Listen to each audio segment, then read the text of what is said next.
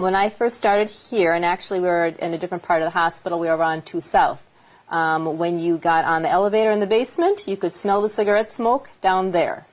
When I first started, and that was in 1987, and there was a smoking area. When I first started here, we did smoke. Actually, the counselor smoked in group, and we would give smoke breaks to clients. Our housekeeper would go into the smoking area because we tried to contain it then, and I mean the walls would just be brown. She would be washing and her water would be brown. My husband had bronchiogenic carcinoma related to emphysema and COPD, and he had a tumor in his left bronchus, and we didn't know that was. He died in 2011 in August, and we didn't know he had that until about 10 days before he died. We'd had a number of patients and clinicians who had been in years of recovery from their initial substances but had not stopped smoking, and they were dying. They were dying of tobacco-related diseases. It's not uncommon for me to hear patients talk about, well, I smoke a pack of cigarettes or more when I'm drinking. So if we detox somebody and have them undergo treatment and they get out without addressing that cigarette, that smoking cue is paired always with the drinking. And so the chance of relapse will be high if you don't address that part of it that would trigger them. Cigarettes and alcohol go together. It was decided to go smoke-free, and that wasn't an easy task. There were, patient complaints, some staff saying, what about this? The concerns are always the same. Doesn't make them any less valid for that program, but we won't have any business. We're going to have more acting out. What are we going to do when they smoke? All of those things. Please, please access the resources. There's help available for programs to do this. And again, it's one of the best things we can do. There's not really a good reason not to. At least I haven't heard one yet, and I'd be very intrigued to hear one. Initially, we thought the census was going to go way down, and it didn't.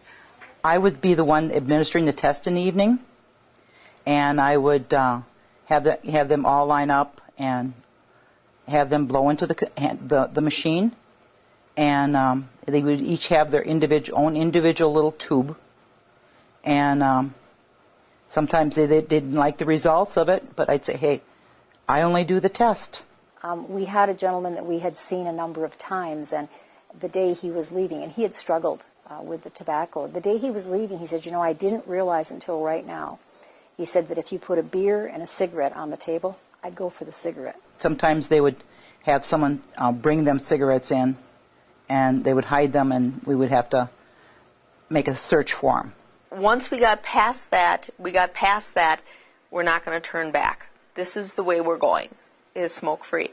Then everybody kind of settled in staff and patients. I'm more concerned about having those patients smoke while they're in treatment, because the nicotine can also affect the level of some of the medications, especially psychiatric medications.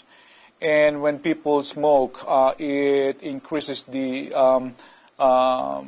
way the body metabolizes the medication. So the level goes down. And so if the level goes down, then you have to increase the dose of the psychiatric medications in order to have the good effect. And if you stop, if you have them stop smoking, then you don't need to go to higher doses of psychotropic medications, and you can just give them the lowest possible dose that you can give. And one of the things that I do tell them, I said, what I want you to remember is that this goes with this. We treat nicotine dependence just as we do any other drug. I think it's very important to integrate that with all chemical dependence treatment programs. We don't do that by having them stop smoking cold turkey.